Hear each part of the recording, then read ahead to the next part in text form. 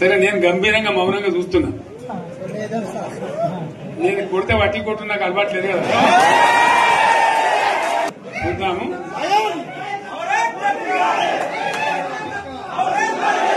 నా రోజులు కానీ అన్నట్టుగా నేను చూస్తా ఉన్నా. కానీ మనోళ్ళందరూ కూడా ప్రతిపాదిస్తున్న ఏంటంటే ఒక సంవత్సరం జరిగిపోయింది. సంగమేశ్వర ఆన్నే పన్నది, బసవేశ్వర ఆన్నే పన్నది, పాలమూరు ఉత్పత్తుల పథకం ఆన్నే పన్నది, కాళేశ్వరం అట్లే ఎండబెడుతున్నారు. ఇవన్నీ అన్యాయాలని కాబట్టి ఫిబ్రవరి నెలాఖరులో ఒక పెద్ద బహిరంగ సభ పెట్టాలి, మీరు కథ చూడాలి అని జరుగుతూ ఉంది. కాబట్టి మీరు కూడా పెద్ద ఎత్తున దయచేసి ఆ సభకు కదిలి రావాలి. చాలా దూరమే ఉండదు. ఆ రకంగా తెలంగాణ శక్తి ఏందో మరొకసారి చూపించి వీళ్ళ మెడలు వంచి ఇప్పుడు సాధించాలి. భవిష్యత్తు కోసం కూడా కొట్టాడకు మనం సిద్ధంగా ఉండాలని తెలియజేసుకుంటూ పరమేశ్వర్ గారికి అంతటి లోకమంత్రం ఇది. ₹1,00,00,000 భూమి ఇప్పుడు 50 లక్షల కట్టలేదు.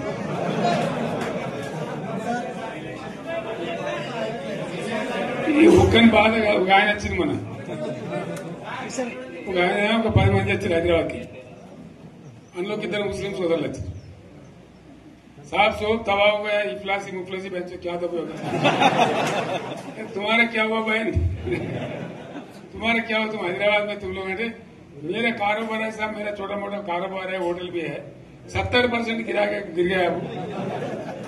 हर कोई पूछ रहे, हर कोई केसीआर को याद कर रहा है सामान వాళ్ళు మాట్లాడుతున్నారు. ఎక్కడ ప్రతి ఒక్కరు భూముల ధరలు పోయినాయి, మన్ను పోయినాయి, మసాలా అన్ని పోయినాయి. ఇంత మంచిగా 4 ఎకరాల రైతు నేను 4 కోట్ల ఆసానని అనుకుంటుండే. అంత ధీమా ఉంది, ఎంత బాగుంటే. హైదరాబాద్ నుంచి అడిగితే కూడా వచ్చి మనం ఇయ్యకపోదాం భూములు, డిమాండ్ పెరగానని. అంత బ్రహ్మాండంగా మారుమూల ప్రాంతంలో కూడా 40 లక్షలు 50 లక్షలు ఎకరానికి ఉండే. అటువంటిది సగానికి సగం పడిపోయి మొత్తం నాశనం చేశారు. వీళ్ళు ఇట్లే వదిలిపెడితే ఇంకింత నాశనం అవుతుంది. కాబట్టి మనం కొట్లాడాల్సిందే. నేను ఇంకొక మాట మీకు చెప్తా. ఎలక్షన్లలో నేను మస్తుగా చూసిన 50 ఏళ్లలో పార్టీలు గెలితే ఓడితాయి. ఇంత మాయలు ఏడాది లోపలనే కాంగ్రెస్ పార్టీ దొరికితే కొడతాం రాని అంత గొప్పగా ఏడాది. ఇంకా వాళ్ళ పొంద తెలివికి నిన్న వారి పార్టీ మంది పెట్టలు అదేందో పోలింగ్ పెట్టిన వాడు చూసారా మీరు? ఆ పోలింగ్ పెడితే 70% మనకు వచ్చింది, 30% మనకి. వాడు పెట్టింది మనం పెట్టింది కాదు.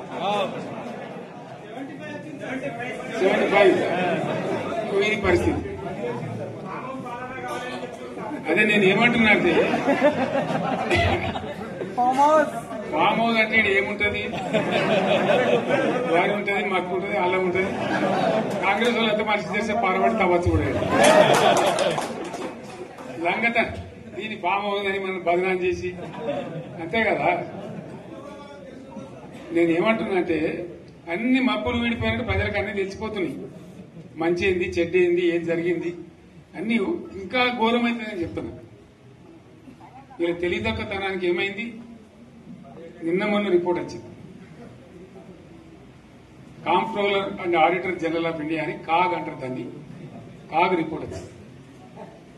పోయిన సంవత్సరం మన గవర్నమెంట్ లో వచ్చిన ఆదాయం కంటే 13,000 కోట్ల రూపాయల ఆదాయం తగ్గిపోయింది.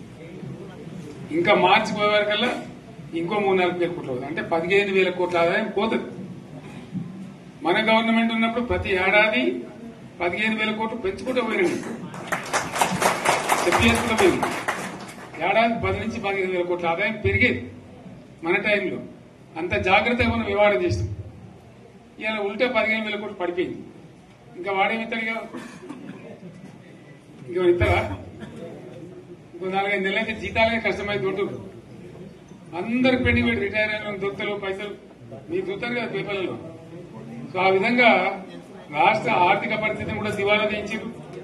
వాళ్ళతోనేం కాదు, 100కు 100% ఇప్పటికే ప్రజల నిర్ణయానికి వచ్చారు.